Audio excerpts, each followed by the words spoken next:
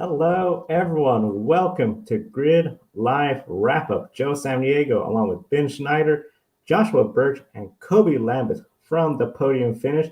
A big thank you to our Patreon subscribers, calling the show Mark and Robin, for helping us keep on the air and making race weekends like this weekend at Portland International Raceway possible. YouTube can invest in the Grid Network. Join our Patreon or buy me a coffee, buy a cup of coffee for your favorite on-air talent. And of course, see if we could get to our goal of going to more and more races in the upcoming years. And one of the big things we saw at Portland, gentlemen, Will Power, he went in there hoping to continue his points lead. He did that. And he even grew his point lead more entering Laguna Seca. Yeah, in the 28th running of the Grand Prix of Portland had a surprisingly clean start into the Shelton chicane, and it was a great point stay for race winner Scott McLaughlin. Took the pole, led the most laps, and ended up winning. His teammate and championship leader, Will Power, led one lap, earning one bonus point. McLaughlin is 41 points behind entering the final race weekend. He's a long shot to win the championship. And starting with you, Joe, how impressed are you with Scott McLaughlin's quick ability to learn this style of racing, and do you expect him to become a regular championship contender year after year? I do anticipate him to become a regular championship contender year after year. And I would say he is now a contender to win races week after week in the IndyCar series. Last year, he said he struggled. He did not live up to his expectations. Of course, being a rookie in the IndyCar series, that's always going to be a great challenge. This year, when he got that win, kicking off the season at St. Petersburg, Florida, I think a lot of people anticipate, okay, he got his win. Let's see how he can do the rest of the year. Will he drop pace, just have that one win, and then an average season? He nearly won Texas. He got another win, and now he got his third win at Portland International Raceway. He said in the post-race conference, he is driving at his best ability. He is in a much better place compared to last year. That team is gelling really well. The cars are really good, and he's this good in his second full season in the NTT IndyCar Series. Considering his teammates of Will Power and Joseph Newgarden. Oh, as I say that, I think it's actually starting to rain where I am. Oh, this day just keeps getting worse. Okay. Yeah, I am really surprised as well at Scott McLaughlin as well, more so than I should be, because we've seen Jimmy Johnson as well, who's come over from a stock car into a single-seater and hasn't made as big of an impression as we thought he might do. So I thought the same would be the same with Scott McLaughlin, but he's completely surprised me as well. An interesting start when he made his first appearance back at the St. Petersburg race back in, was it 2020, just at the end of the pandemic first season we had there. And then he was impressive there, and then he retired. Then he came back in 2021. It was really, really competitive as well. And this year he's just taken off. First win at St. Pete, the only track he's visited 3 times. Nearly won at Texas, as Joe said as well. And he's been getting slowly better and better and better as the season's gone on. He's mathematically still in for a hunt with the championship this year, but I fully expect him to be on the championship next year as well in 2023.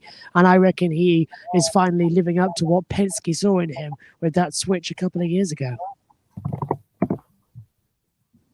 Yeah, and we've said time and time again that Roger Penske wouldn't have brought Scott McLaughlin to the United States if he didn't think he was capable of this. And yeah, it's really difficult being a rookie in the NTT IndyCar Series your very first year, and especially if you're coming from a different discipline of racing, like the Repco Supercars Championship. But Scott McLaughlin has some incredible raw talent, and we're definitely seeing that on display right now. So McLaughlin's really impressing a lot of us. He's an outside championship contender this year, but next year he might really be in the thick of it. And if it wasn't for his crash in the Indianapolis 500, an event that pays double points, I think we could be talking about Scott McLaughlin in the thick of the championship. This year he had a disappointing 29th place finish at Indy after the crash, with the double point situation. He lost out on a lot of points, and McLaughlin had a great run at Indy. He might even be leading the championship right now, considering the great season that he's had. And we've also debated in the past about double points at Indy, and it really looks like as we get to the final race at Laguna Seca that it really came into play and hurt Scott McLaughlin's season. And I believe we have some comments in the chat room. One from Adam Limmery saying, Kobe, Joe, who is your pick for the IndyCar Championship next Sunday? Adam, we're actually gonna wait and hold off on that until next Saturday's show, because we do the Pecco winner for the race winner and also the championship as well. So stay tuned to find out who we're gonna pick as champion. And Josh T says, "Oh no, Josh is wearing for Ferrari red and outside. Yeah, Josh outside with the umbrella And now." raining. You can't write this British weather. I thought, can't do it indoors because there's no lights. What a perfect thing to do outside with a beautiful backdrop, and then it starts raining. I feel like Mary Poppins at the moment. Well, Josh, what did they say? If you don't like the weather in Britain, just wait 5 minutes. So hopefully it won't be too long. It's just a shower. Yeah. It's only a little bit as well, and luckily the phone's in a waterproof thing anyway, so I don't have to deal with that because I did think ahead. But it is miserable out here. I wish I could show you the sky because it is just a little bit grey, but there's a patch of blue just to the left. Oh, right, I should say. So it should be okay shortly. But yeah, umbrella weather. I'm getting all the TV experience of being outdoors.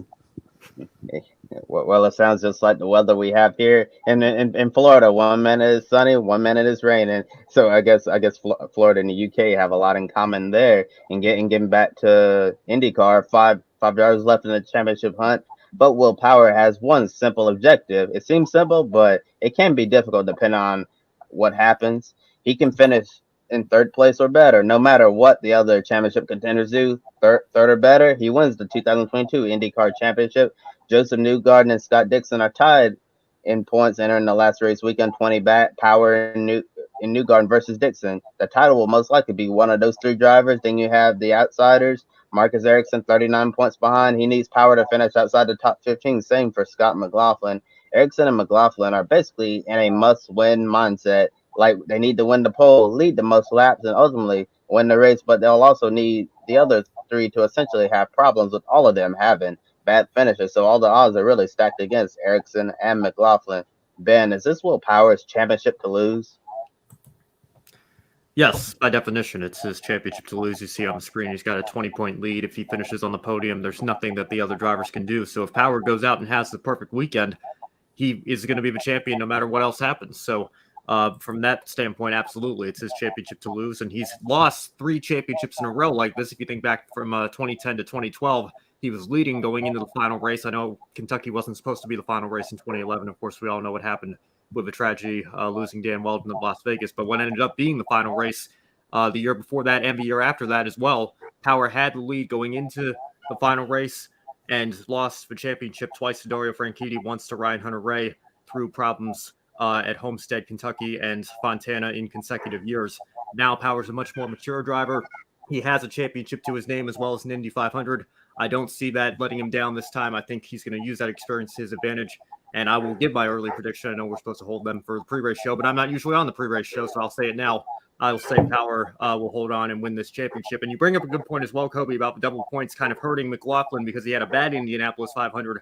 Marcus Ericsson won the Indianapolis 500, picked up double points there, and he's essentially level on points with McLaughlin. They both need pretty much a miracle and everything to go their way, and even then a lot of help to win this championship, even though they are still mathematically eligible. So it really hurt McLaughlin's championship prospects, but at the same time, it's the thing that's keeping Ericsson's prospects alive as we head down to this final race. So an interesting dynamic there as well.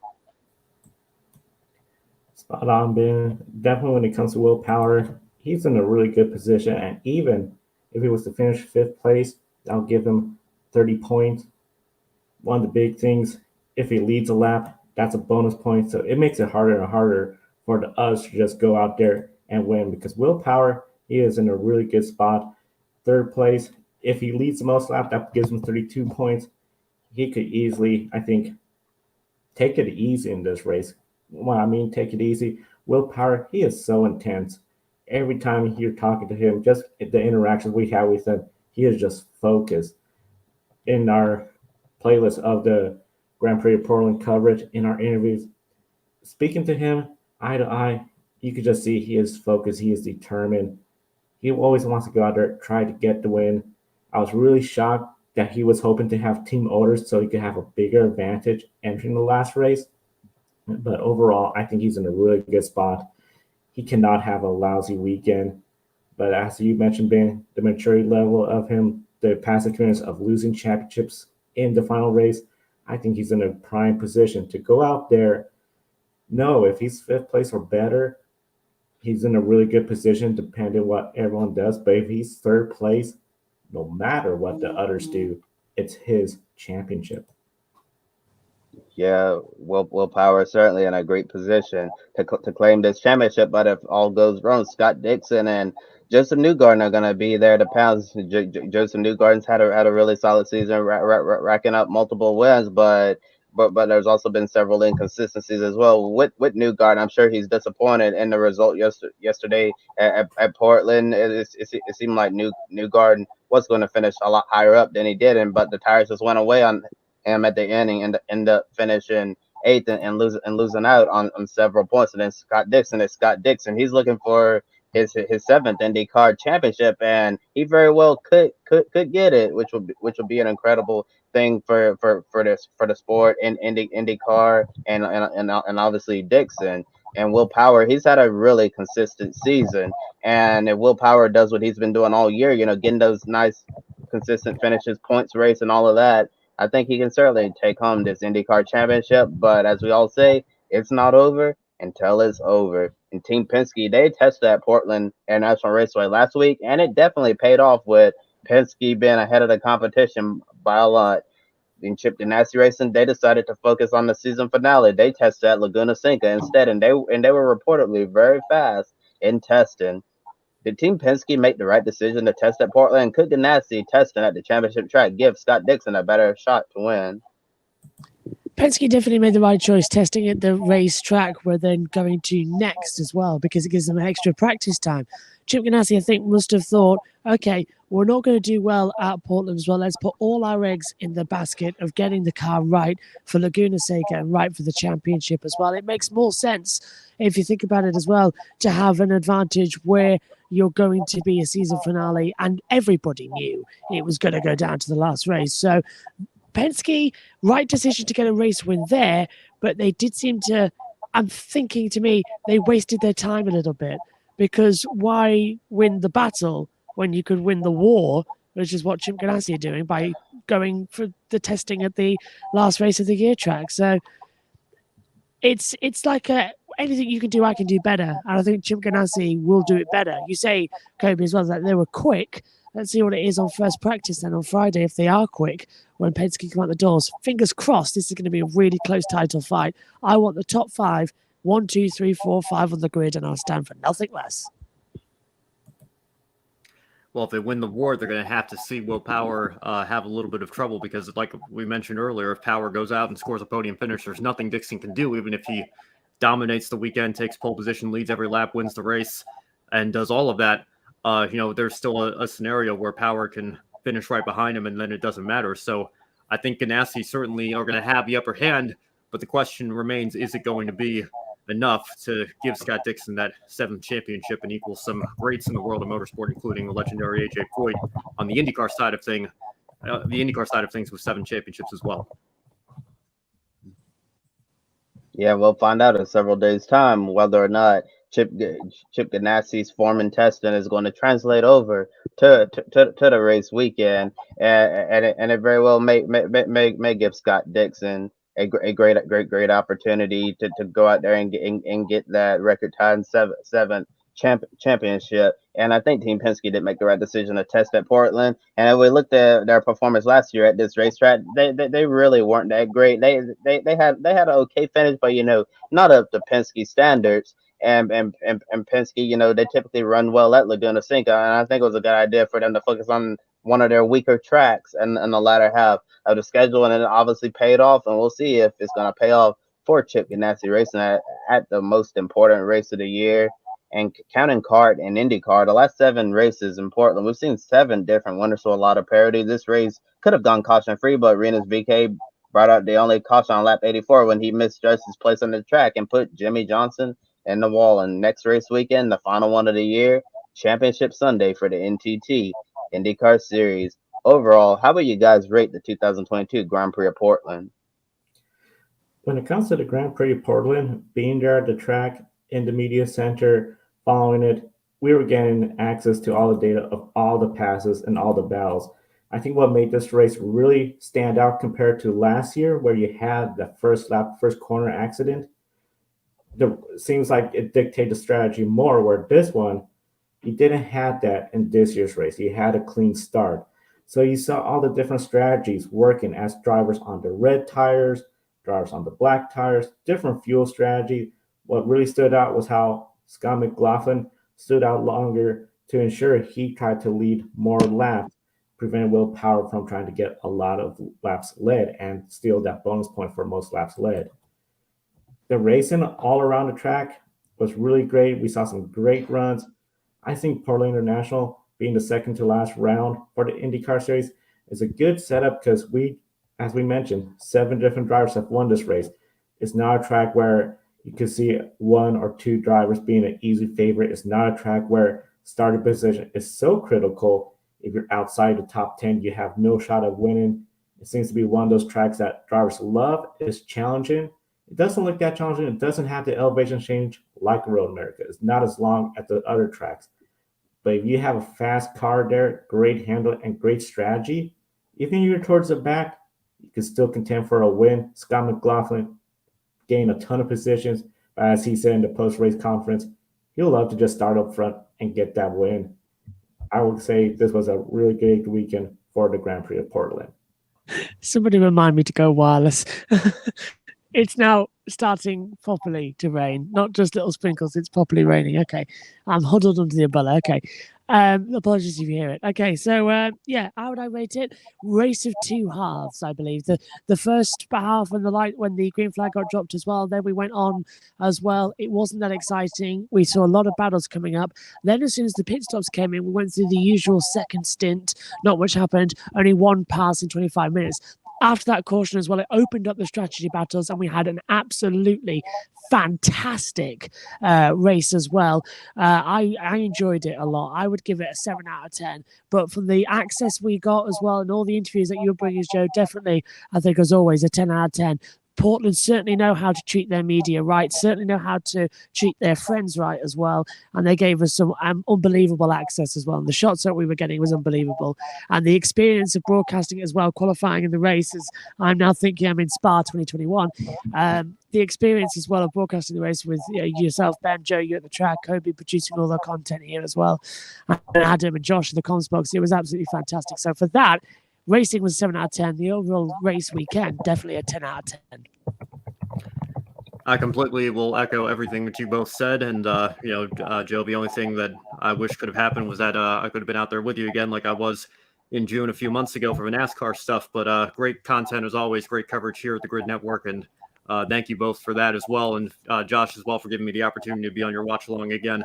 Really enjoyed that one. In terms of the race itself, it's a fantastic championship battle that we've got in our hands, and I cannot wait for the final race at Laguna Seca. And one other point that I actually just thought of, regarding the double point situation, which of course we no longer have at the final race.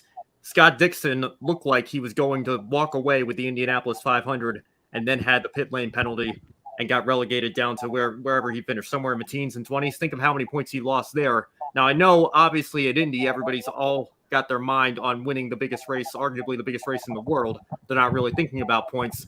But in hindsight, I wonder if he's kicking himself even more based on what happened there, because if Scott Dixon had won the Indianapolis 500 based on where he ended up finishing, he'd have a nearly insurmountable points lead at this point in the season and might well be on his way to basically all but clinching his 7th championship. So another thing to consider there. Yeah, and I believe we have another comment in the chat room from our own Adam Limber saying that was a 10 out of 10 for the IndyCar race weekend. Yeah, you totally agree with you, Adam. We really want to thank IndyCar Portland National Raceway for treating Grid Network with great hospitality this weekend. We truly appreciate it, and we hope to be back on site covering more IndyCar races in the future. And Ben, you bring up a really good point about Scott Dixon and a double point situation. If he went out there and walked away with the Indianapolis 500 like we all thought he would have done, he might have a solid championship lead right now. All the points that he lost. We're talking about how the Indy 500 ruined Scott McLaughlin's chances of being a lot closer in the championship hunter leading. But Scott Dixon, if he would have won the Indianapolis 500, this might have been his championship to lose instead of Will Power. But overall, thought the Grand Prix of Portland was a decent race. Josh, about it was really just strategy and all of that, and then we got the caution for VK and Johnson, and then it was just really a sprint to the end. Everything's going to wrong, get isn't it? My back has never got so wet as well. Oh, thank you. Hang on, I'm gonna have a better umbrella. Hang on, should we do a live? It's really raining now, actually. Okay, I'll shove that one over there. Thank you. A big golf umbrella. Thank you. Okay, that's better. Oh, I'm not getting drenched anymore. It's properly raining here. And so much for thinking, oh, let's do this one outside because of everything. It's got properly bad now.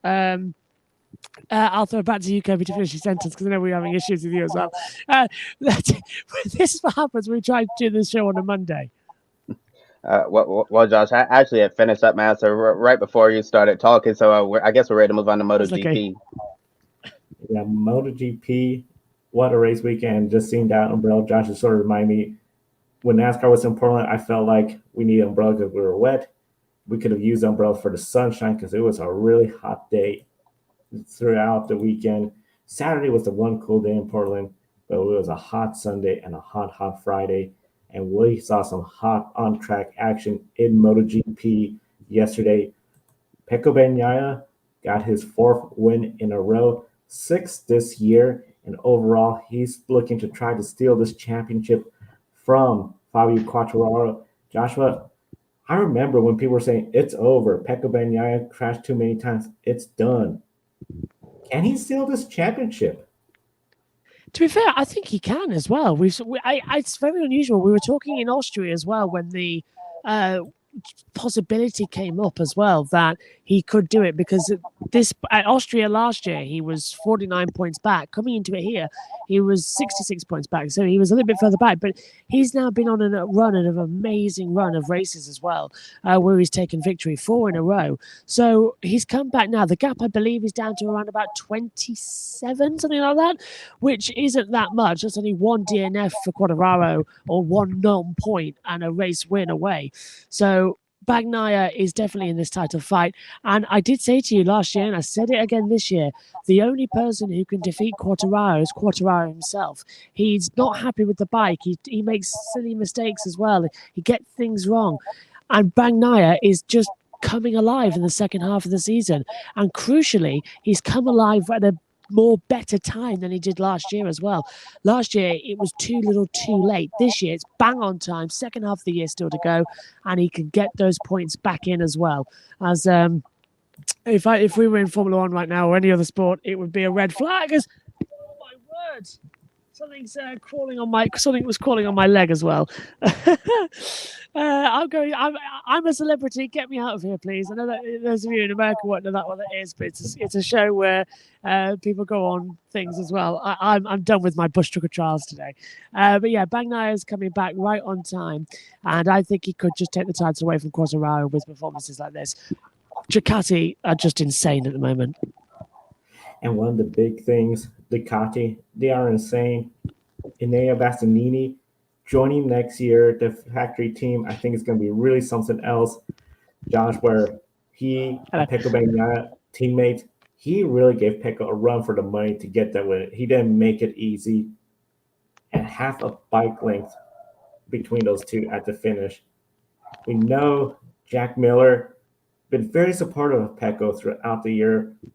But if we have Enea Bastianini next year and Pecco, especially if Pecco does not get this championship and doesn't have a supposed number 1 status, will it be a different type of relationship between those two compared to what we see with Pecco and Jack Miller?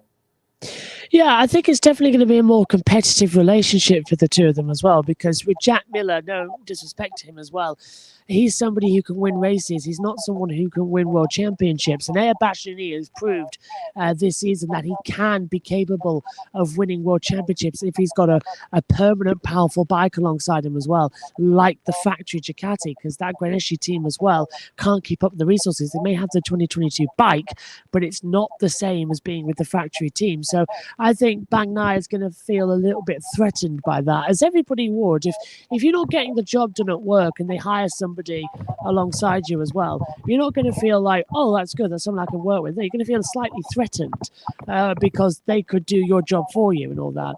So I think definitely it's going to be a bit of an interesting. They might start off as usual, all happy, and it'll be, oh, I'm so glad to be working with you and all that lot. But no, everybody wants to beat their teammate. And I think Bagnaia is going to be in the situation where he's going to be going for the teammate role. But I think Bastianini could be in for the shout at the World Championship next year and could create a new power vacuum at Ducati where they favour him over Bagnaia. Don't forget, they wanted to get rid of Bagnaia before Jack Miller said, I'll move aside and I'm happy for anyone else to move because he's winding down his MotoGP career at the top end. Yeah, really good point. It's going to be really interesting. I feel like this is fueling Pecco Bagnaia's run at potentially stealing a championship. It's going to be a really exciting 6 remaining races for the MotoGP World Championship. And we'll cover that right here in the Grid Network. But one of the big things, right after MotoGP yesterday, we had Formula One. Well, before we get into that, Josh, even though I'm here in America, I do get your I'm a celebrity, get me out of here reference. You know, I'm good. Kind of game shows and variety shows like that. I haven't seen very much of the show, but I know exactly what you're referring to there. So hopefully everything is going all right. I know you've got a bit of a makeshift setup there in the rain. But, where we didn't have rain, fortunately, I know, Josh, you made the reference to Spa last year as well. Let's talk about the Dutch Grand Prix. Max Verstappen did, in fact, take victory at his home race, but it was not necessarily the flag-to-flag cakewalk some of us predicted that it would be. Mercedes looked like they had a strong alternate strategy plan. Lewis Hamilton was able to find enough pace in the hard compound tires that would have forced Verstappen to pass him on track after Red Bull brought him in for his second stop. However, race strategy had to be altered when Yuki Tsunoda's AphaTauri stopped on track, then got going again to return to the pit lane, then returned to the track, then stopped on track again, which forced a virtual safety car. So, Josh, before we get to the battle between Red Bull and Mercedes, what's your reaction to what happened with Tsunoda and AphaTauri, and what do you expect to come from the FIA's investigation regarding what happened with that matter there? Well, so far, all we've heard from the FIA is it's a reprimand for Yuki Tsunoda for loosening his belts as well when he stopped out on the track. Now, this morning, I was able to look at onboard footage with the team radio as live of Yuki Tsunoda, and it's done nothing to dissuade me of the fact that it's a little bit fishy. He came in for a pit stop as well, put on hard compound tyres, and then when he left the pit lane as well, he was complaining that something is wrong. So they got told to stop in the safe place. He stopped. He then said on the radio, are the tyres not fitted? Tyres not fitted? Now, when we originally heard that, it sounded like he was saying the tyres aren't fitted. And then it was like, no, there's something else wrong. What's wrong? Yuki was asking the team, are the tyres not fitted? Is that why I'm feeling like this? So there was a bit of confusion as to what was going on. Yuki loosened his belts at that time as well. Then he was told, restart the car, tyres are fine. So you can restart the car and get going again. He got going. And this is why the FIA fined him, because he'd loosened the belts to get out the car before he got told to get going. He completed a lap with non-tight seat belts, so that's a reprimand as well. Got back to the pit lane. Now, this is what everybody was wondering what was going on, because they checked over his tyres and everything was fine. They couldn't see anything wrong with the car. The sensors were showing nothing. And this is where even Ted Kravitz was a bit confused about. There was 40 laps to go, and they put him on a set of soft compound tyres. Now, the softs can only do around about 15 laps, and he was inside his first pit window when he put the hards on. So we don't know why he put soft tyres on, and with that used scrubbed set soft tyres as well. And then as soon as he left the pit box, before he'd even got out the pit lane, the team were telling him, stop the car on track in a safe place, stop the car. So why did AlphaTauri let him out the pit lane with a clearly unsafe car? Why couldn't the sensors see anything on the car? And we've got 5 different explanations to what went wrong. Number 1, the rear left tyre wasn't fitted correctly. Number 2, the rear front tyre wasn't fitted correctly. Number 3, the belts of Yuki Tsunoda came completely loose, and that's why he stopped on the track. Number 4, it was the fact that the rear suspension had failed. And number 5 was the fact that the braking loom had failed as well. So which explanation is true, we don't know. This is why the FIA are currently investigating. They're looking over the car, and they've only got until this evening as well to do so before it heads back to Zandvoort. They just want to make sure that there was no foul play involved.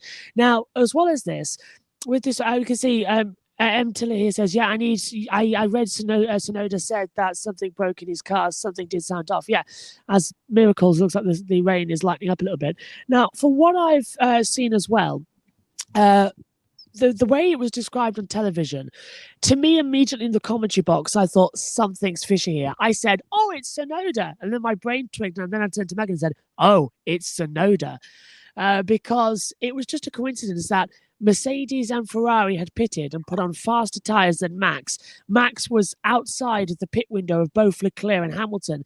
And then all of a sudden, to gift Max Verstappen a pit stop to defend from Leclerc, not defend from Hamilton, defend from Leclerc, and AlphaTauri stops on the track. No safety cars given, comes back in, stops, and the virtual safety car gets called out. Max pitted, and he got the lead of the race. Hamilton also pitted and put mediums on. Then Bottas stopped, and Max put the softs on again, so it kind of negated that.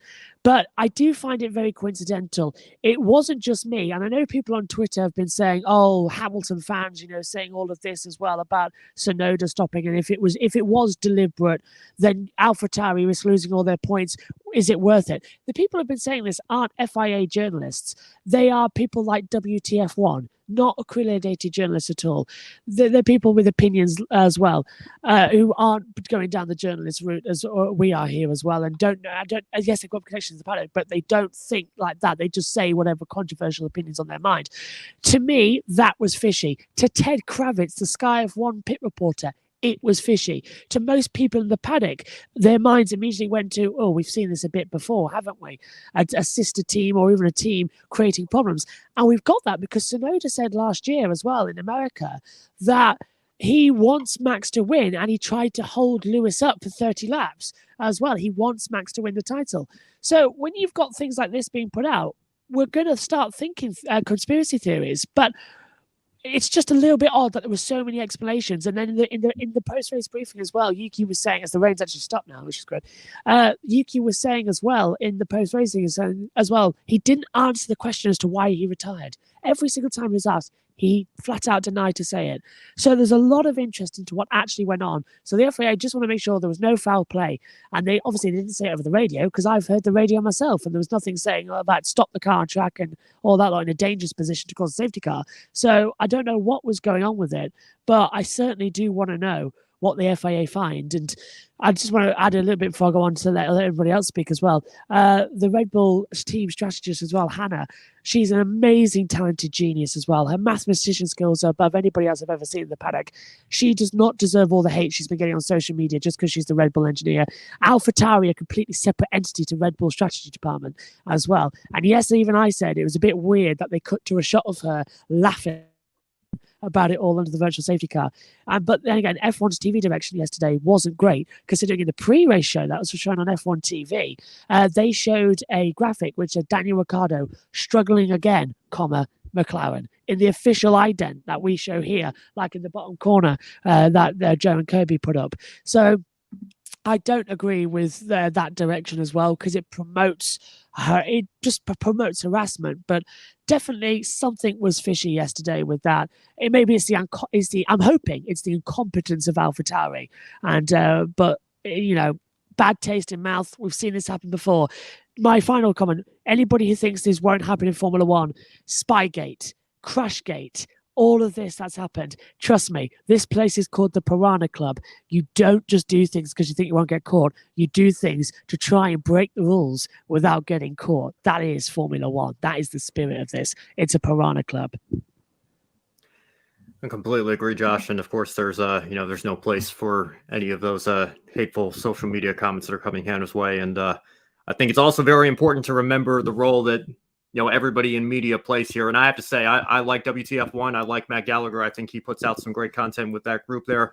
And I've been watching them for years, even before I joined Grid Network here. But again, it's important to remember who's actually in the paddock and who's watching from afar, who's a pundit, who's a journalist, who's somebody on social media getting behind their keyboard thinking that they're important and they actually only have a handful of followers and nobody's paying any attention to what they say because it's not worth anything.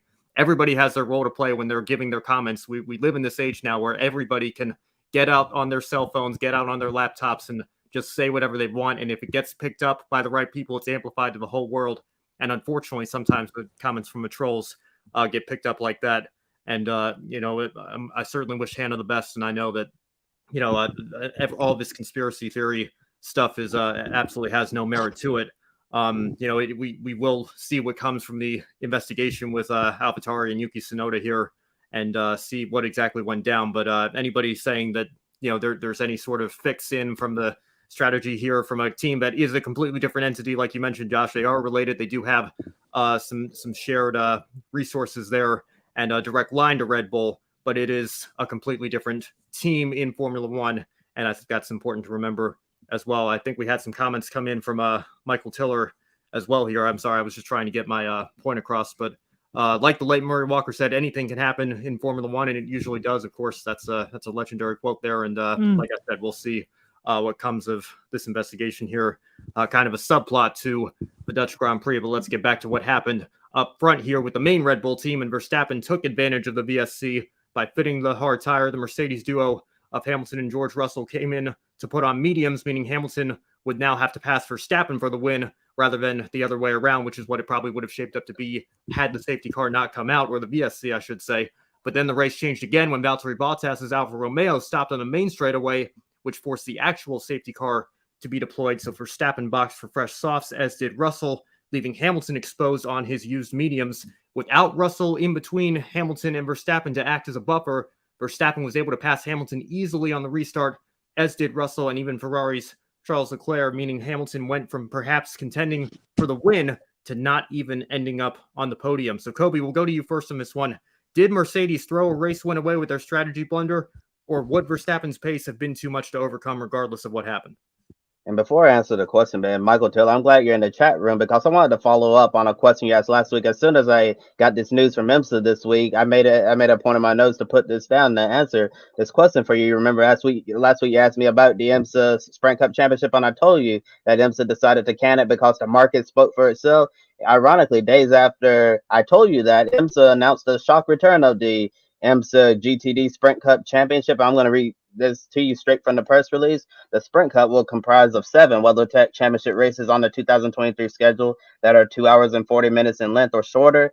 As has been the case in previous years, WeatherTech Sprint Cup driver, team, and manufacturer champions will be honored at season's end.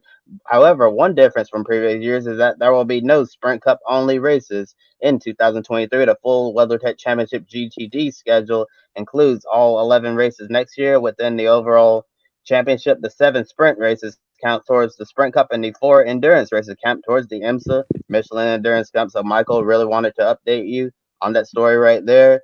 And getting back to the question that Ben asked, yeah, I feel like Max Verstappen would have caught the Hamilton at some point, but if you had Russell in there, it certainly would have made the job a little bit more difficult. But I think the inevitable is going to happen. I think Verstappen would have ended up winning the race anyways. It's raining again.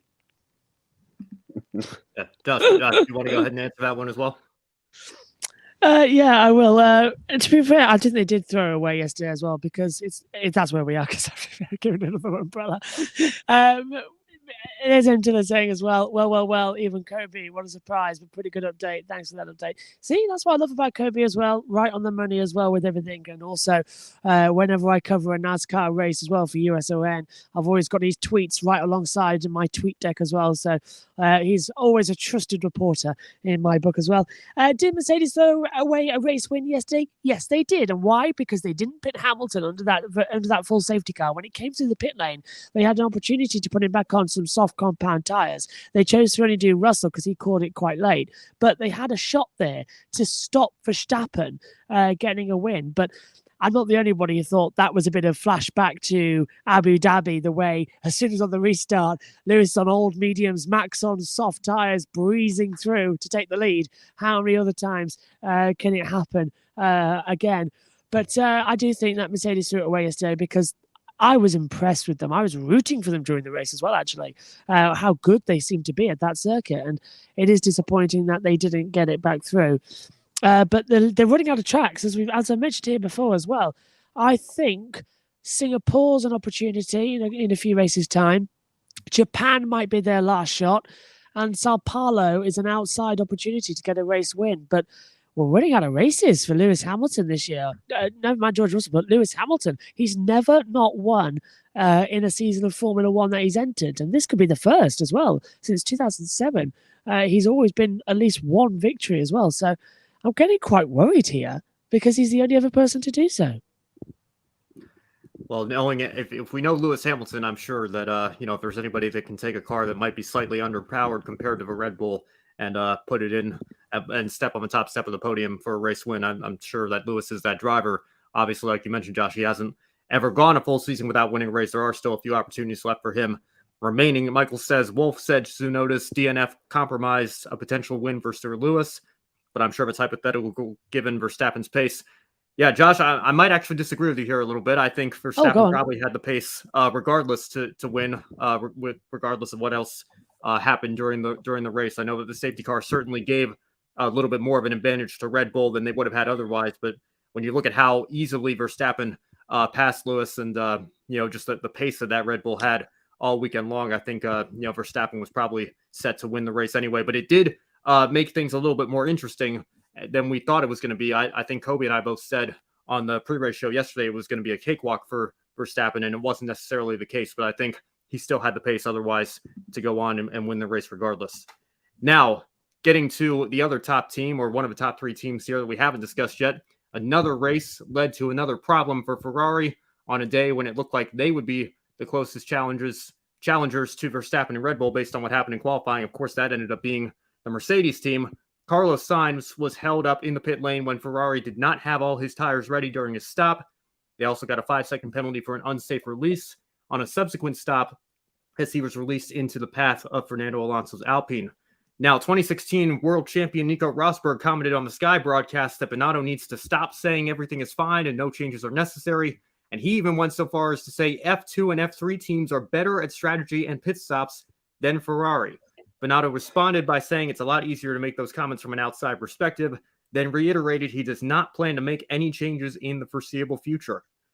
So, Josh, were Rosberg's comments out of line, or is that just an accurate representation of how bad things have gotten at Ferrari this season?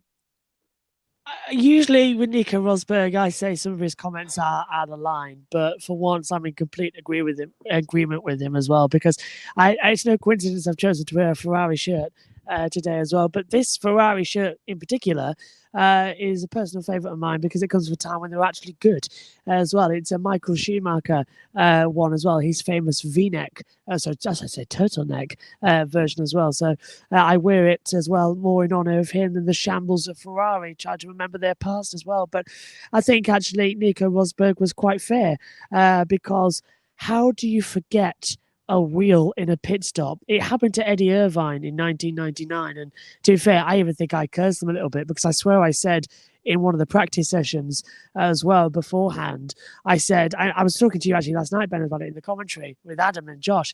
I think I said in the commentary as well, next thing, knowing Ferrari, they'd forget to put a wheel on the pit stop like Irvine in 99 at Nürburgring. And lo and behold, it happened.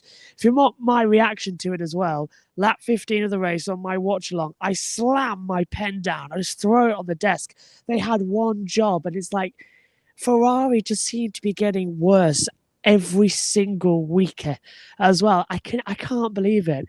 I mentioned to you on the broadcast last week as well that if Ferrari continue doing this, and if they do it at Monza as well, the Tifosi are going to throw Binotto off the nearest cliff. And I think that might happen. I can honestly envision a 1-2 for Ferrari, the clear leading Sainz, and something goes wrong with the strategy that costs them a home win. And I think also we're getting to that point now. Binotto cannot keep saying that, oh yeah, it's all fine, everything's fine as well, because it's not. I know they're trying to work towards the future, but they've had a championship winning car this year. They started this year as championship leaders, and they have thrown it away. And honestly, if they don't win at Monza, and if it is because of something to do with the strategy, that's him done. That is him utterly done at Ferrari. They would have no qualms about sacking him at all. Remember, Ferrari is very much like the mafia. You cross them as well, the ties will be cut immediately as well. So yeah, he's got one weekend, and this home race coming up on Friday, Saturday, Sunday as well will be the do or die for Mattia Binotto at Ferrari. So let's hope there's something good for them this weekend in their home race. Yeah, and if it's not good, the Tifosi's going to be coming with fire and pitchforks, angry, and they literally will do I've that got my because Ferrari. pitchfork.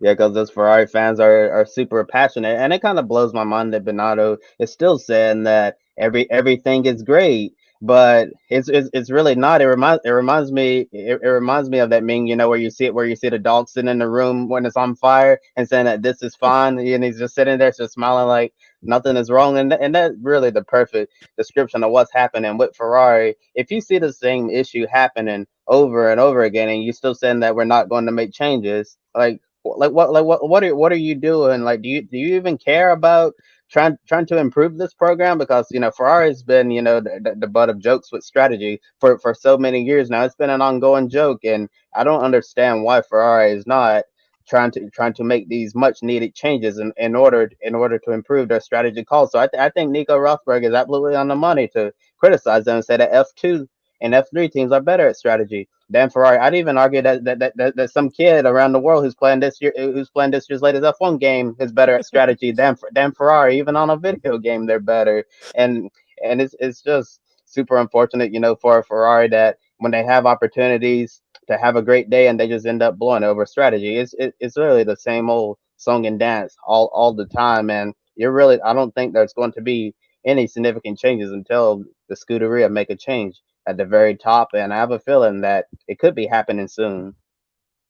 If I can just jump in, sorry there. I follow this fantastic page on Facebook as well, and it is a Simpsons F1 meme page, and it is absolutely hilarious because in one of them it was, it's actually both of these things are from the same episode of The Simpsons, when Lisa, the vegetarian one, when Lisa comes in and takes the pig away, and Marge goes, "Bart, no!" In the meme, it's Bono, no, and he's like, "Sorry, what? Force of habit." Mattia, no, for putting the wrong strategy on as well. And then there's another one as well where the championship's getting further and further away, and Homer's going, it's just a little dirty. It's still good. It's still good. It's just 100 points. It's still good. It's still good. It's just 3 wheels on the wagon. It's still good. It's still good. And I do wholeheartedly suggest that the Simpsons ones are quite funny. But the more and more I see them, it's like Ferrari are just meme content givers now as well. They're just giving us content every week as well, because it can't go on as well. Because I honestly think, I do agree with you, Kobe, as well. F1 Manager came out a few weeks ago as well, and I honestly think people could do better jobs with that as training, because Ferrari have always had this air of we know better, we can do Formula One is nothing without us, sort of thing as well. But Ferrari have spent so many years in the gutter. They had a chance of getting out, and Mattia Binotto seems to be the one who's dragging them back down, because he's got this master plan and the car doesn't seem to want to fit with it, of being 2023, 2024 as well. But how long is too long? If you remember, Mattia Binotto said, we have put all our resources into the 2022 season. That was back in 2020. He said as well, all our things are for the 2022 regulations. We've built this brand new aero tunnel. We've done all this. It's for 2022. 2022, 1-2 in the first race win in Austria as well. In Australia. Great races. After that, Red Bull catch up and Ferrari self-destruct. It's ridiculous. And M. Tiller says as well, for Ferrari to win on their home turf, they need to be sure everything is on the up and up. If they can do that, I see a potential win. Well, they're going to have to, because the big bosses of Ferrari will be in. Well, and Michael Tiller brings up another good point as well. Mr. Consistency, George Russell, second on the podium, proven to be a great and amazing driver this season. I think arguably the first driver at Mercedes now. I mean, I don't know if we have the F1 point standings in our graphics package here for this show, but I think I think there are some arguments now that Mercedes should maybe push for George Russell to finish as high as second in the championship. Obviously, Verstappen's running away with the title, but Mercedes are in that fight as well as in the fight for the constructors. I think they're only 30 points behind Ferrari as well. So Ferrari could finish as low as third in the constructors standings this year, despite the fact that they seem to be the only ones, at least at the start of the season, that were able to challenge Red Bull for victory. Yeah, and I think as well with George Russell as well being Mr. Consistent as well, everyone agreed after Silverstone when he wasn't allowed to restart. If he finishes in the top 5 again, we'll continue calling him that. We'll sort of forget about Silverstone.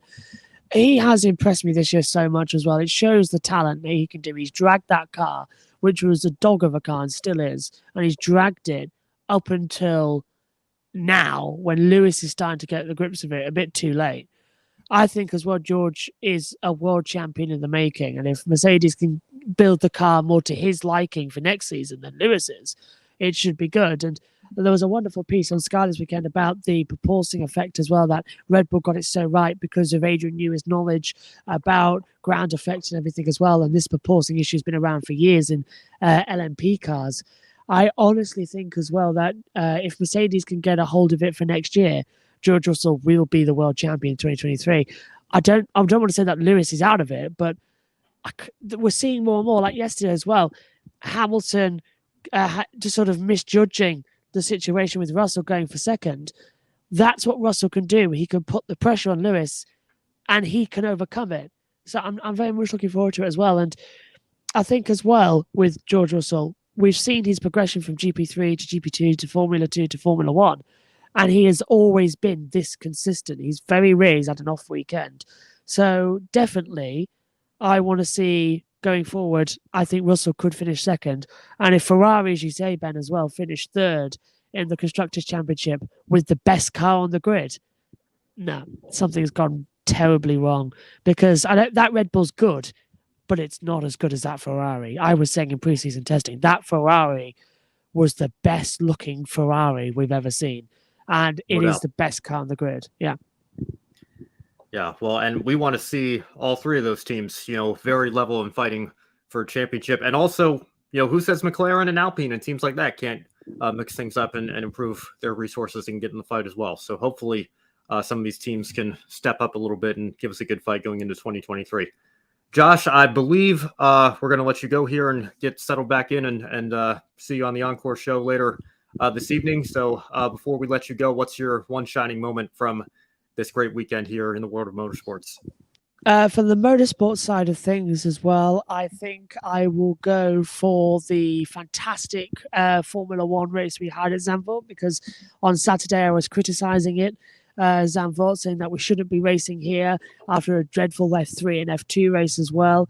And I really liked what we had on Sunday. Great F3 race, great F2 race, and a fantastic F1 race as well. And definitely as always. But outside of it, definitely the motorsport moment for me this weekend was the Portland Grand Prix with all of you here as well. I thought, once again, we put on some excellent shows. Joe did fantastic as well, trackside. And I really enjoyed the coverage that we put out as well, especially the pre-race show we did with those three as well, me, you, and Kobe as well. We did it fantastic, and I really enjoyed it. Now, Till has also said, I don't want to jump the shark here, but unless something happens, I honestly feel that Verstappen has the title in the bag. 7 races to go with a plus 100 point lead. Lofty goal for the other drivers. Well, Megan's actually a bit worried. If you don't know who Megan is as well, she'll be joining us back in Singapore for the W Series race as well. But Megan is slightly worried because we did the math the other day, and it... Limey, something just flew right at me. Oh, the pebbles. Honestly, what was that? It was like a butterfly. I don't know if you can see that. That's going to be something to be clipped on. Yeah, I saw it crystal clear, yep. Blimey. Can I retreat back inside you? Outside broadcasting scares me. Give me a studio. ITVF1 had the right idea. Okay. Yeah, Megan's a bit worried because we worked it out that Max could mathematically wrap up this championship at Japan. And Japan is a 5 a.m. start here in the UK. And Megan doesn't like early morning starts. She does not do them. In fact, that's why she doesn't do Australia unless it's round one of the season. And she doesn't do Japan or Malaysia because she cannot wake up at that time. She's already angry that next year she has to do Las Vegas. And it's at 6 a.m. here in the UK. And it's a Saturday night race. So Megan's probably going to have to be woken up early to see the championship. But it's insane, isn't it, that we're only 2 races away from, well, 3 technically, away from the championship being decided and Max being victorious as well. And 5 in a row, 11 wins this year. And I'll leave you with this stat as well. The maximum number of races won in a season is 13. And that was done by both Michael Schumacher in 2004 and Max Verstappen, and Sebastian Vettel in 2013. Max Verstappen could do that, and he could extend it with the amount of races he's got left. Who would have thought that coming into this season when Ferrari looks so good? That is a testament as well. And if I was Mattia Binotto, I would be hanging my head in shame that he's allowed that to go on. Anyway, have a great rest of the show. I'm running inside now because I've remarkably been able to stay dry, but I do want to get inside and get my power back. So have a great rest of the show, guys. Thank you, Josh. We'll see you on Encore, and now we'll bring Joe back in here as we transition to the NASCAR side of things. Yeah, and we'll talk about the chaotic Cookout Southern 500 Darlington that kicked off this year's NASCAR Cup Series playoffs with a bang as several playoff drivers ran into trouble. We'll get more into the playoff stuff in a little bit, but we have to acknowledge a special moment that happened when a non-playoff driver stole the spotlight with Kyle Busch and Martin Truex Jr. running into issues late in the race after both drivers were leading. This opened the door for Petty, GMS, and Erik Jones to get the lead. Denny Hamlin and Tyler Reddick fighting there at the end, tried their best to get by Jones. Hamlin sent it on the final lap, but he just couldn't get there as Erik Jones, that Jones boy, pulled off a surprise victory. Cup win number 3 for Jones, his second Southern 500 Crown Jewel win. It's also the 200th win for Richard Petty's iconic number 43. Also, the 43 returns to victory lane 55 years to the day when Richard Petty last won at Darlington with this historic card number. For Jones, though, this moment's been a few years in the making after Joe Gibbs Racing let him go. He went to a much smaller team with limited resources that was in a tough financial situation for a while. They didn't have the best equipment, but he stuck with them through the Petty GMS merger, and they've built this program into a winning one. Did Joe Gibbs Racing and Toyota give up on Erik Jones too soon, and how good can Petty GMS be moving forward? Well, first of all, great to see the 43 back in victory lane. Great to see the 11 fighting him for the win as well, and the 3 winning last week. All those iconic numbers in this sport. Running up front where they belong. It's great to see that.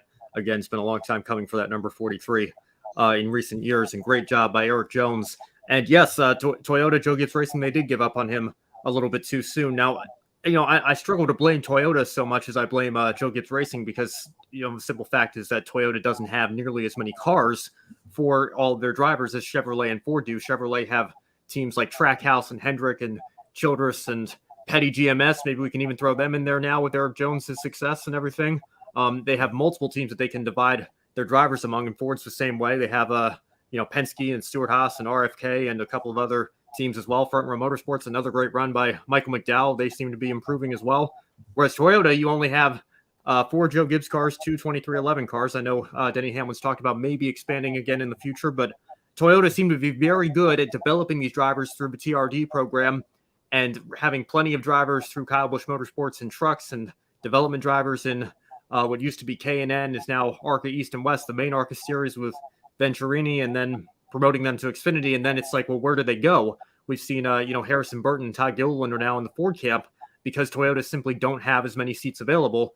And when a driver like Martin Truex Jr. comes along because Furniture Row shutting down, Daniel Suarez gets shuffled out because he's only been given 2 years to prove himself, and he was probably promoted a little bit too soon because he had to step in when Carl Edwards retired. And I think Erik Jones was the same way. Christopher Bell was, too good to let him go.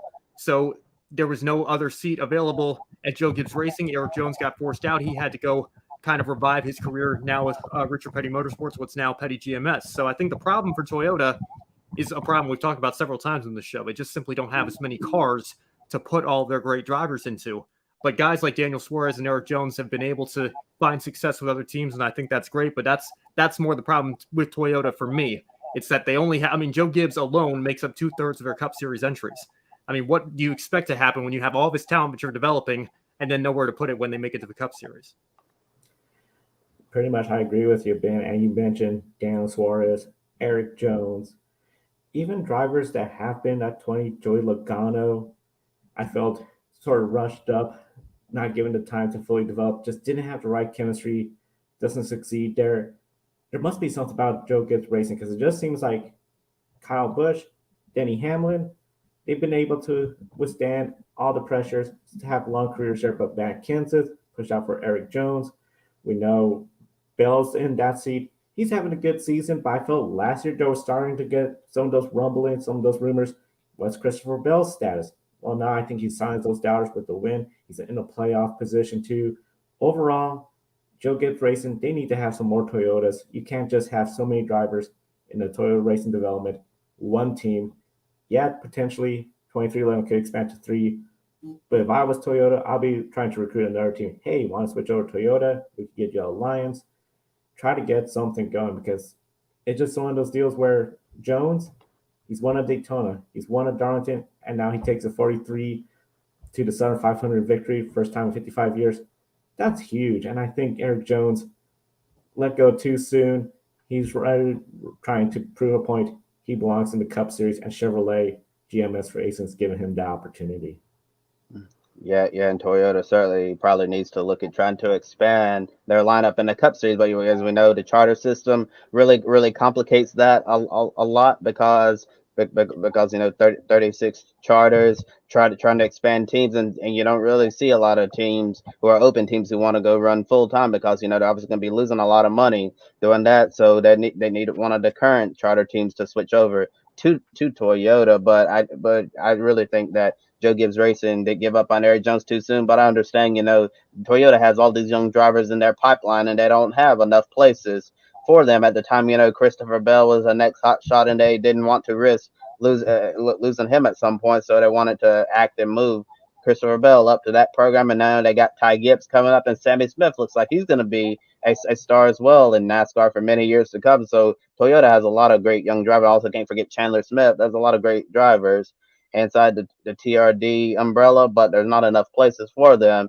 And whenever Joe Gibbs Racing sees an opportunity to bring the next big thing up to the Cup level, someone's gonna be out. Unfortunately, it was Erik Jones. It was nice to see that moment on the cooldown lap last night between Christopher Bell and Erik Jones. Jones's old car, Christopher Bell, went up and gave him a bump, to acknowledge that he was happy for him getting the win. Thought that was a classy moment by Bell. And Erik Jones, he's just really good at Darlington, one of his best tracks on the circuit, and it's really nice to see that Jones stuck with this group and worked really hard to make sure that they could turn this into a winning or organization, because a driver like Jones, as talented as he is, you think he want to go to try a bigger team the first chance to get, but he was like, no, I want to stay with Petty GMS and I want to grow this team into the future. And we know next year his teammate's going to be Noah Gretzen, who won that crazy Xfinity race at Darlington. A great battle between him, Kyle Larson, Sheldon Credo. Ben will talk about that on the Grid Live Encore show later today. And when Gretzen announced he was going to be driving for Petty GMS at the Cup level next year, a lot of people are thinking this would be a great place for Gretzen, to learn before he moves to a top team later on in his NASCAR Cup Series career in a low pressure environment. But based on what Erik Jones in his 43 can do, if we're putting Noah Gretzen in the same equipment, hey, he might be able to have some really good runs with Petty GMS and become an even stronger organization. So I think Gregsen's going into a really good situation if Erik Jones' win was any indication of what Petty GMS can accomplish in the future. Now, on to the issues with the playoff drivers. I already mentioned Kyle Busch and his teammate, non-playoff driver, Montrez Jr. Both had engine problems. Truex engine overheated while Busch's engine expired under caution. Two JGR Toyotas that could have won it, and then heartbreak, especially for Truex, who showed lots of raw emotion and disappointment after the fact. Then we had Chase Elliott spin out on his own, and Chase Briscoe hit him. Elliott retired from the race and finished last. Also, Ross Chastain ran into some mechanical problems early in the race. Kyle Larson had engine issues, lost several laps in the pit, eventually got the free pass. He also spun out, but still, considering all the issues and laps lost on pit road by Kyle Larson, he still somehow rallied back to finish on a lead lap in 12th, salvaging what could have been a bad day. Joe, how impressive was Kyle Larson's recovery drive? It was very impressive considering some of the bad luck. Like I recall Phoenix early in the year had mechanical issue was done. When I saw he was having mechanical issues, I thought, okay, it's terminal, it's done. But then they were still on the track. There were several laps down. I just thought, okay, they're going to be in the back 30s, not really contending for a win. But he kept chipping away, and I think this is starting to show that team still has the potential to go out there and get the win. They didn't get a win last night, but 12th place finish has to feel great, especially when you see Chase Elliott, the bad luck he had, Kyle Busch, Chase Briscoe, some of the playoff drivers having tough nights. To overcome that, come on 12th place, being a decent spot in the playoff grid, I think that has to feel like a good win considering this was at Darlington, the track too tough to tame. And overall, Kyle Larson, I think they have to feel good, and this could potentially give them some momentum entering next weekend, Kansas. Yeah, Joe, I don't have too much to add here. I know we're already past an hour long show runtime here, and we got to get ready for the encore show, so I won't add too much. But I will say, to bounce off of that, very, very important that Kyle Larson was able to have that recovery drive, given how many playoff drivers had problems in last night's race. I think that does give him a little bit of momentum heading into these final two races. And then you couple that with the fact that a non-playoff driver won the race, so nobody's clinched a spot in the round of 12 yet. Very, very important what Kyle Larson was able to pull off last night. Yeah, and next we'll take a look at one final playoff driver who saw his race burst into flames, literally. Kevin Harvick's car caught on fire in a major way, and he was all fired up. And a quote directly from Ford Performance, what Harvick said yesterday during his fiery, uncensored interview. Harvick said, I quote, "I'm sure it's just crappy parts on the race car like we've seen so many times. They haven't fixed anything. It's kind of like the safety stuff. We just keep going and going. The car started burning, and as it burned, the flame started coming through the dash. I ran a couple of laps, and then as the flame got bigger, it started burning stuff up." And I think right there, you see all the brake fluid that was probably coming out of the brakes and part of the brake line, but the fire was coming through the dash. What a disaster for no reason. We didn't touch the wall. We didn't touch a car, and here we are in the pits with a burned up car, and we can't finish the race. They're in the playoffs because of crappy parts. And when speaking with reporters, Harvick went a little further, calling out NASCAR and accusing them of not caring because it's cheaper not to fix it. A reporter asked Harvick, "How do we change it?" And he responded, "Find someone who can run the show to run it." This is just the latest safety concern with the next-gen car, as a growing number of drivers have their own stories to tell about the harder hits. Denny Hamlin had to sit out the Xfinity race. He was originally supposed to do double duty, but he decided to solely focus on the Cup race because his body was still sore from that big crash at Daytona. And about 40 minutes ago, Kevin Harvick sent out a tweet on Twitter saying, "Is the caution out yet?" And there was a lot of criticism from NASCAR that they didn't throw out the caution a little bit sooner. So Harvick's obviously, still seething over what happened last night. And I'm gonna go to you first on this question, Ben, because this is your type of question. Is Kevin Harvick's uncensored rant justified, and do you expect concerns from the drivers will only get louder about safety until something changes? Toby, I hadn't seen this tweet yet. I just pulled it up. I can't believe that he actually tweeted that. But I love that Harvick is so outspoken. I love it. He's at an age now where he's not afraid to speak his mind. But yeah, no, I echoed this. Last week at Daytona, I'm very concerned. I'm very, very worried about the safety aspect. And I got to give credit to Kevin Harvick. I think it was absolutely justified. He is a champion of his sport. He has earned the right to speak his mind on issues that he's passionate about, and I can't blame him.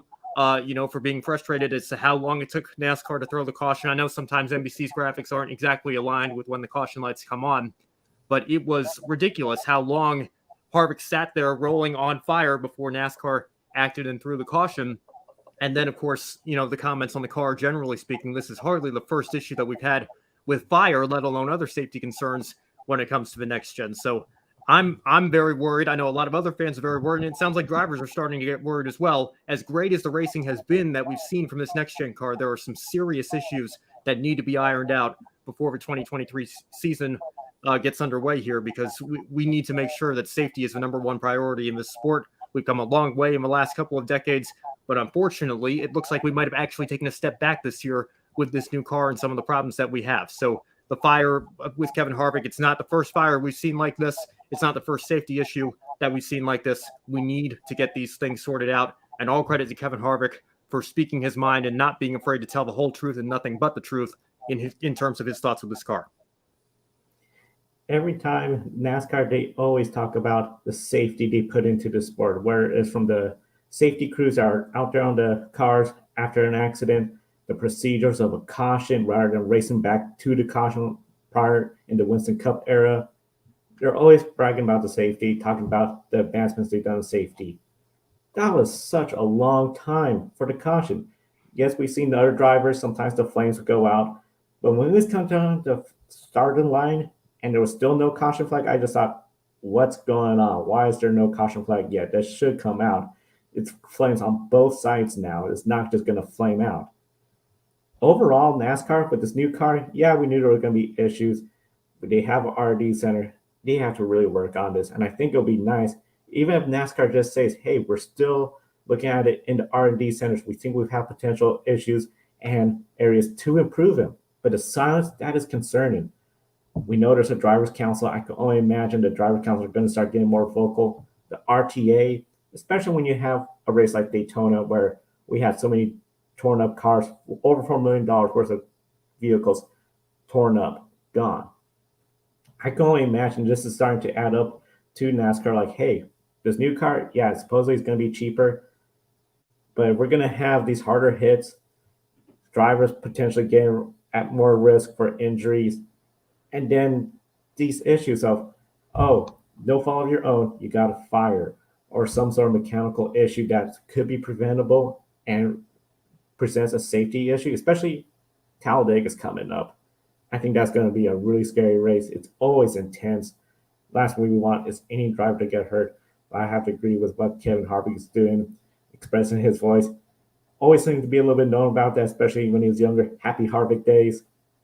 I'm really glad Kevin Harvick did speak up about this, and I'm hoping this carries more weight because he's one of the senior drivers on the Cup Series scene, coming in after we lost Dale Earnhardt Sr. I think he could really use his voice and be, in a way, the new voice of the garage. And Joe, I think it's past time for NASCAR to hold a press conference and address all the issues that are going on. I think it would also help out for transparency purposes as well. I like to see the higher ups in NASCAR have a press conference no matter what day of the week it is. And I want them to be like, yeah, we understand that these are issues that are going on and we're listening to the drivers and like talk about plans of how they plan to address this because it's unacceptable at this point in the season. You know, that so many different things are still going on with this car. And I know right now in the middle of the season, and I guess you can't really change anything in the cars because it has to happen over the off season, I guess. But hopefully going into 2023, they can make some changes to these cars so we don't see a car catch on fire the way it did with Kevin Harvick, because that was a really scary fire. It's been a long time since I've seen a Cup car catch fire like that. And then also going to Talladega, you mentioned that's going to be a terrifying race, especially considering what just happened at Daytona in the previous week. Got a comment there from Michael Tiller saying,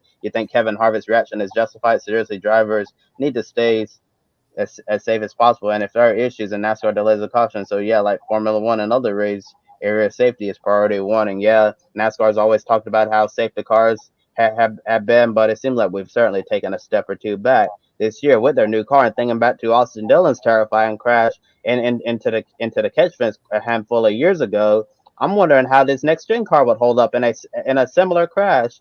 And I know Austin Dillon walked away because that car was extraordinarily safe, but considering this next gen car with the drivers talking about how much harder the hits are, I'm afraid that Austin Dillon might not have walked away if he would have flew into the catch fence in this next gen car, and that's a really scary thing to think about. And moving on to our next topic, with a non-playoff driver winning, nobody advances to the round of 12 yet with the win. But Joey Logano is the new points leader. He's 38 points above the cut line. Then looking at how the misfortunes at Darlington impacted others who ran into trouble. Chase Elliott went from the very top all the way down to ninth after a last place finish, 14 points above the cut line.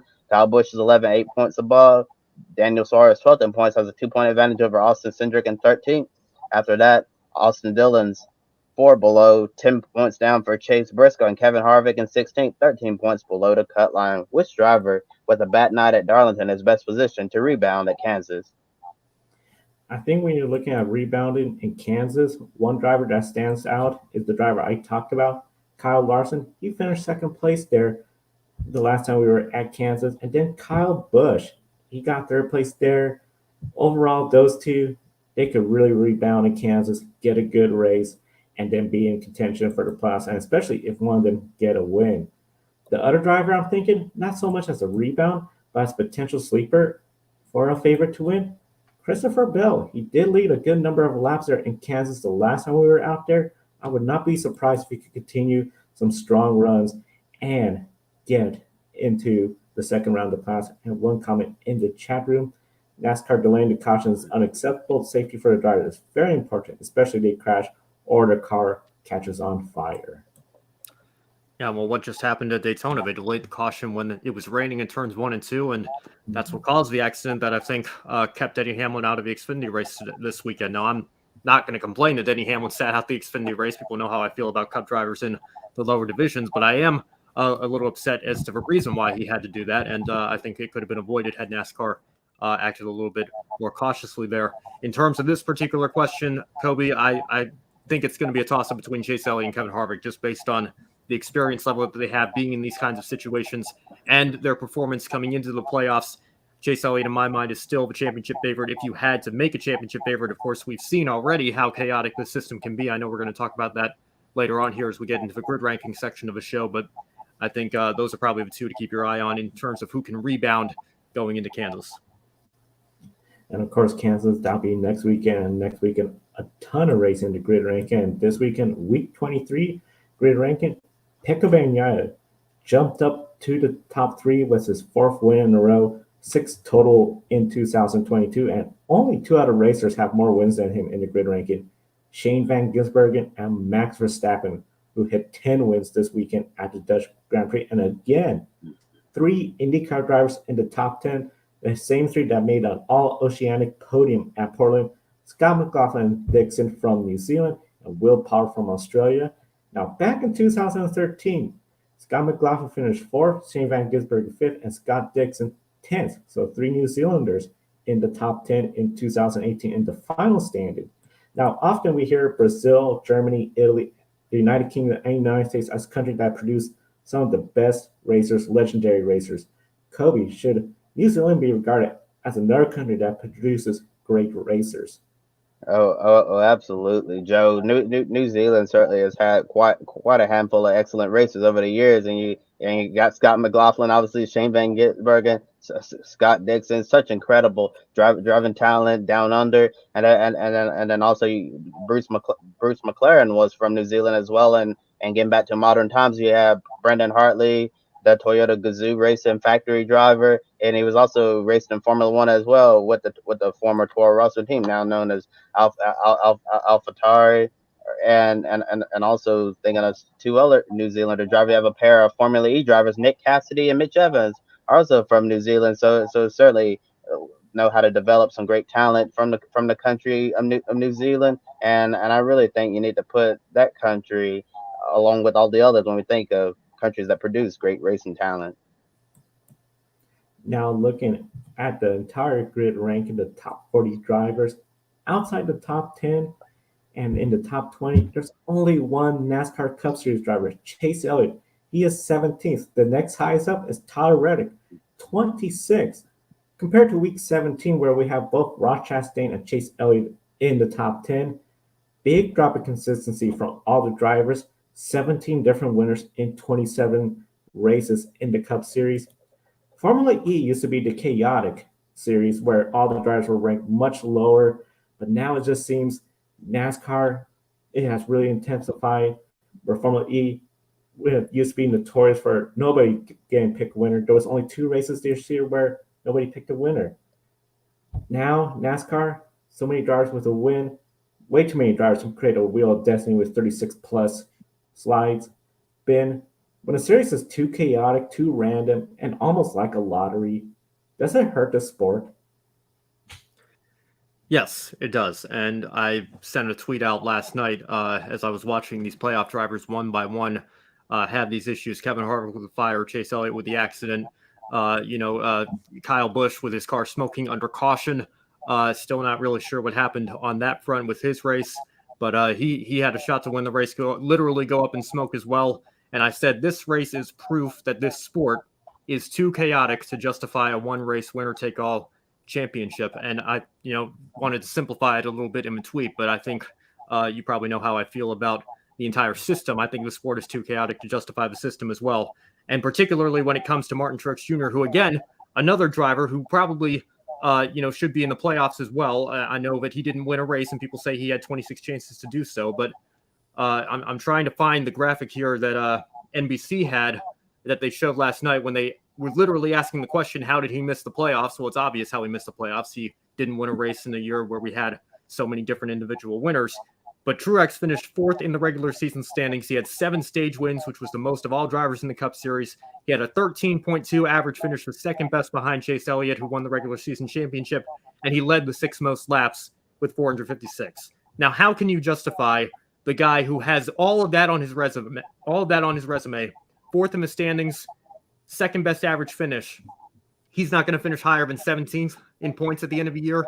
I can't reconcile that. I mean, I understand why people like the playoffs. I understand why people like the entertainment aspect of it and constantly being on the edge of your seat. You never know who it's going to come down to, but there's no justification for this guy to not be able to finish higher than 17th in points. Forget winning a championship, forget contending for a championship. You've locked him out of the top 16 in the point standings, and his season-long standings ranking is not going to be an accurate representation of how well he ran this year simply because he didn't win one of the first 26 races. I'm not a fan of that at all. This is, way too chaotic of a sport to answer the question directly, Joe. To be able to justify a system like this. And I think when you have a system like this, it does hurt the sport. And I'm already imagining, what if Kyle Busch were a championship 4 driver and what happened last night happens at Phoenix in November? What's the situation going to be there? How are fans going to react to that? How are Kyle Busch fans going to look at this sport and continue wanting to come back because they know that their driver got robbed of a championship through no fault of his own, through a parts failure on a next-gen car that has had those kinds of failures pop up randomly all year, and that's what cost him a championship? It hurts the sport. There's no way around it. I would have to agree. When Formula E was very chaotic and we had so many different winners, and then, you have 10 plus drivers entering the last couple rounds with a shot at the championship, it was exciting that you have 10 drivers, but it just felt like way too many stories. It was just way too random to the point where it was just unpredictable in every way. With this system of the playoffs, as chaotic as it is, imagine if Chase Elliott has an engine issue the next race weekend, and then it's in a must-win at Bristol. And Bristol, I think, that's going to be something else if a non-playoff driver wins at Kansas next weekend. I think Bristol is going to be crazy. I think it will be a huge story if Chase Elliott, the driver with the most wins, did not advance in the first round of the playoffs. And I think that's really just going to hurt the question of who is the legitimate champion, because you have a system where, as you mentioned with Martin Truex Jr., great season, but he's going to finish no better than 17th. If we have battle for Chase Elliott, he could be out in the first round, and then you could have a driver with 1 win still in the championship hunt. It just something else. It is really too chaotic and random, it seems, this system. Well, Joe, I'll say this about Formula E. They got it without a playoff system.